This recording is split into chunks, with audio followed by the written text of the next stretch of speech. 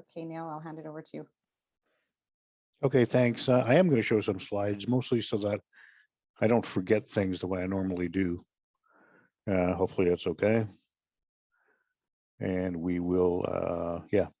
And I'll skip through these. Well, I'll talk around them more than talk, to them. So this is about, the slides are about the Games Institute at the University of Waterloo. And I know you're well aware of us and well aware of TAG.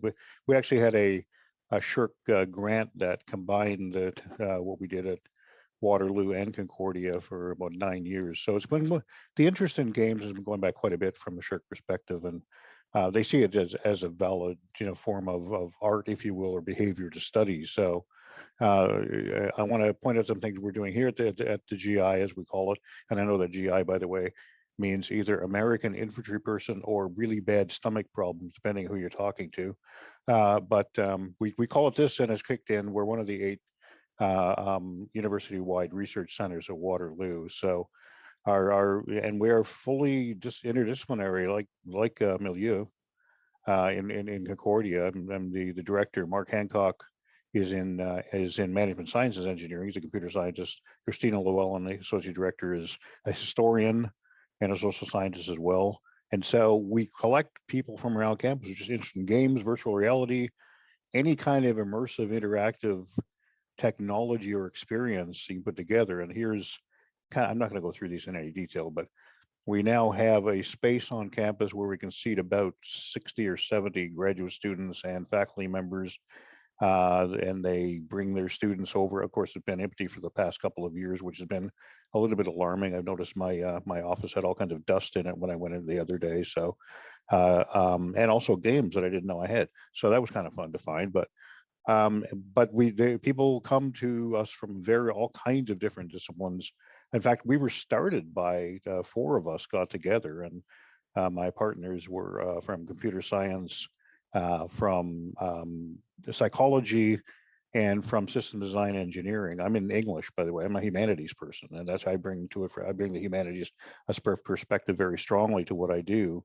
But also a long time board war gamer, and it's still my hobby today. So come from those sorts of environments. We get all our equipment from Canada Foundation for Innovation, as most academics do. And we have 6 of those funded labs in place now, with a 7th to come. And by the way, the other thing is Immerse, by the way, is the name of the, as you see at the bottom of the screen, was the name of the partnership that we put together, part of which studied games that change behavior. And some of the partners we had involved with that were actually in the gambling world, which of course is a massively interesting area to look at from the games perspective. And the problem gambling kind of things that were going on, they were serving on various kinds of lawsuits that were taking place, serving as expert witnesses, and bringing that into perspective, because a lot of it has to do with how if you will, how fascinated and even immersed, to some degree addicted, we get to games, and it is a really fascinating study in part because of that. When we looked at some of that, we went on. We had all other kinds of themes that were going at the same time. Some of the projects, I'll just run through a number of. Some of these are a little bit old, but there are new things going on all the time. A couple of examples: Allergies and Allegories was done in conjunction with Canada Institute for Health Research Fund, that was looking at children and allergies. And what one of our students at the Games Institute wanted to do was to kind of use a bit of a role-playing, first-person role-playing sort of perspective that and it was done through the research in this grant. And you took the role of a 10-year-old girl who has to change schools, and you have a severe peanut allergy, if you will. And what do you do, and what happens to your support systems? How do you rebuild them, and all kinds of things? And it was it became the core of his dissertation. He's now at Laurie and Brantford, directing a game design program, or helping to direct a game design program there. Now, another one that came out of there as another example was a game called Kitchen Table, which really put people around the board. It's a board game. Allergies and Allegories was a digital game, and it was a board game, Kitchen Table, that was designed so families can play this game. And the principle was you actually have to come up with with the different resources are the foods you have in the house and how you actually feed somebody who has allergy issues. And the principle of it was the problem that this research group pointed out, that a big issue in the world has to, this is about behavior change, by the way, is that parents are reluctant to take children, for instance, to their grandparents or their relatives' place because the allergies aren't taken seriously. And that was a really huge issue. So what happened, and how can you change behavior? We were starting to do some tests when something happened to the project, and we didn't get around to do it. But we were trying to figure out whether or not we could actually change the responses from relatives to these poor children who have these issues. Response to disclosure, another fascinating one done with a health body, and this had to do with can you craft a game that is all about dialogue responses that will help first responders who see people who might have been in an abusive relationship, trying to direct them, put them in the right direction for where they can seek help. So it has to do with things like if you're in a dental office and you see someone who's clearly there's something wrong, there's all kinds of ethical issues involved in this about what you can say, what you're allowed to say, but also the fact that the one thing you don't want to do is everybody keeps telling us on this, the health side of this team was you can do way more harm than good by simply trying to point things out to people. And so how do you get around that? There's a number of industry projects going on. Christina Llewellyn, one of our associate directors, is in charge of a project called Digital Oral Histories Reconciliation. And I'll get to that in a minute. It's on the next slide. And here's a few others. Hustle and Flow is a game we did in conjunction with a researcher at McGill. It had to do with negotiating water resources in the St. Lawrence Valley. We worked with Scotiabank on a system that they wanted to put through for their customers about how to understand financial decisions once you get out of school, and worked with Correction Services Canada. And this is a project that unfortunately got kiboshed with the pandemic, as research money started to disappear in the government, as we understand it. And this was about using a kind of a gamified system of helping people negotiate the world after they got out of prison. So, if you think about it, if you were incarcerated for the last 20 years and somebody said, oh, go and apply for a job, what does that even mean now? There's a vastly different world out there. And so this was just getting underway, and we're really excited about it. And we'll continue it if we can later on. The DOOR project, Digital Oral History Reconciliation, is about it's about social justice. A lot of work goes on in the Games Institute regarding, as in every humanities, social science-based organization, has to do with games and virtual reality, for instance, about social justice. And this is one of them that had to do with Nova Scotia Home for Colored Children, and a kind of a virtual reality experience to hear the stories of the survivors.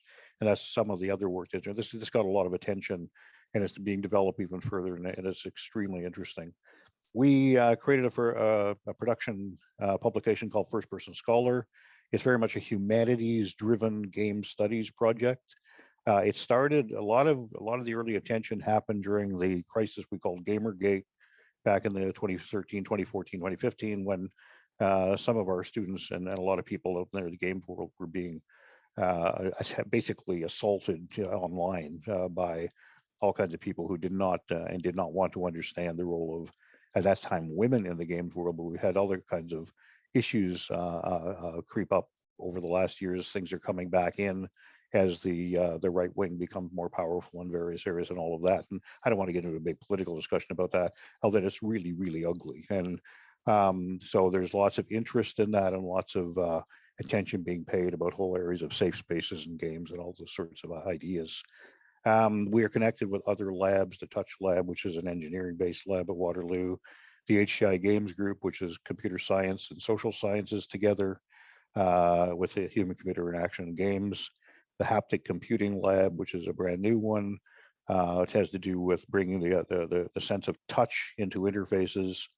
We look at gamification, try to go beyond the standard badges and points and get into things like collaboration, exploration, expertise in sandboxing. And all of this has coalesced for me over the past year to build something new called the Network for the Virtual Future, which is use interactive technologies and to look at what we're going to be doing in 30 years, if you will, when it comes to things like conferences in the office and all those sorts of very interesting issues that have emerged over the past couple of years. So there's a fair bit of industry interest in this, and so far some government interest as well, and we're looking to build this one. There's some of our goals, and there's contact information. I was, I had to say, when Mia was being pressed with a number of different questions, I said, I think you could just go back to the same questions and answer them in the ways we've discovered in the Games Institute and in collaboration with folks like the Milieu Institute and Concordia. I'm not going to do that. So if there's other questions, I'm more than happy to take them. My current game design project is designed for commercial release at some point in the future. It's about kind of a multi-game project covering the history of the Middle Ages in Europe, which is a little bit ridiculous, I have to say, from an energy standpoint. But I'm fascinated about the history of the Byzantine Empire and how it has impacted the world as we have it today. Other kinds of projects are going on from a number of different ways. We're looking at the whole idea of carbon tax and all that as a game thing, the negotiation that happens with carbon systems right now. And there's all kinds of cool projects that we have going on. So I'll entertain any questions at this point. And if you want to know any more about what I'm doing, what people in the game industry are doing, or people we're connected with outside the GIA as well. Thanks.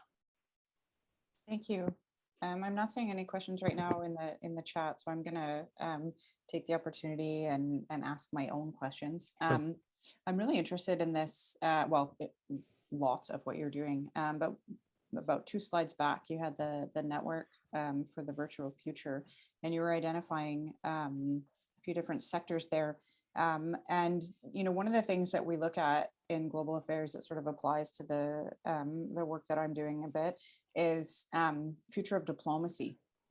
And I really see some of these things reflected just in terms of what you're talking about here. And I think that would be an interesting conversation because, just on its surface, future of diplomacy might mean things like, well, are we going to use different strategies to engage others on the ground? Or, there's a panel later on influence gaming, there's things like that, because a lot around diplomacy is just about relationships and things like, but absolutely in terms of virtual futures is certainly something that, how do we gather? I mean, in the nature of relationships, very much, person to person interaction is really important. So in a context like what we have now, or in a way, I think we've all seen the increased reach that you can get on a virtual platform. And then what are those trade-offs there in terms of interpersonal relationships? And then how can games feature into to things like that? So I think that's a good conversation.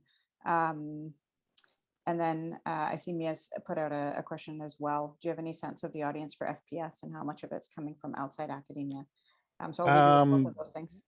So I'll talk a little bit about the future of diplomacy in a second, or as much as I can bring to that discussion right now. But first person scholar, I wish I'd called up the stats because we actually for a report we did at the end of last year, I called them up, but we're seeing something like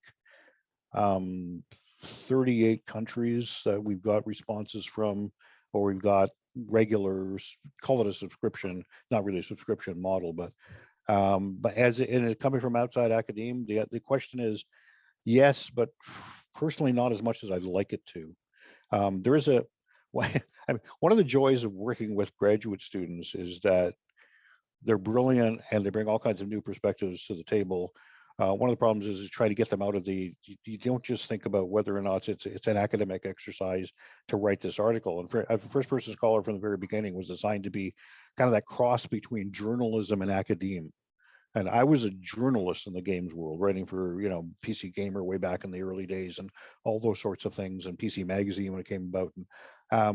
And I really love that kind of work because I love the reach it has and the way you have to articulate things differently than you do in the academic world. Well, of course, that's fine. And I got away from that. But we train people so strongly, and we deal mostly with graduate students, that they want to talk in terms of graduate study. And I'm just saying that I think we can build the audience more. It's been going for 10 years. And this is one of the fascinating things I keep telling people is this is a group of volunteer students. And I don't like exploiting volunteers any more than anybody else, but there was no money for it and they wanted to do this. So I said, go with it. They produce some new material every single Wednesday for 10 years. I can't even imagine myself doing that anymore, other than emails that I don't particularly care about that I send to people.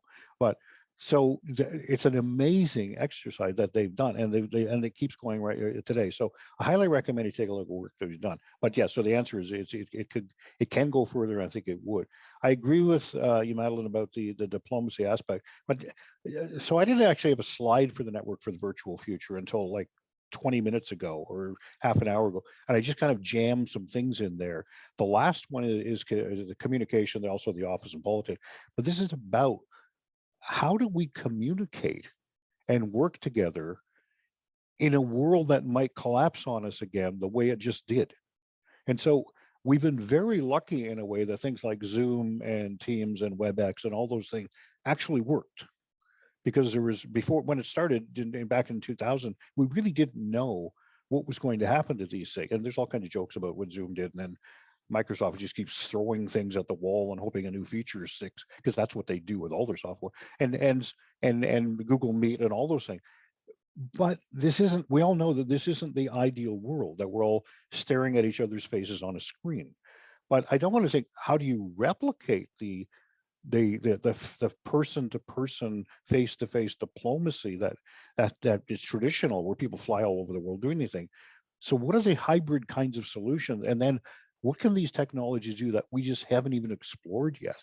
And because we now know way more than we did 2 years ago, and that's kind of what the network is based on. Like, for instance, one of the things about in the health world is a strong desire among some people I've talked to in the academic and also out in the hospital world.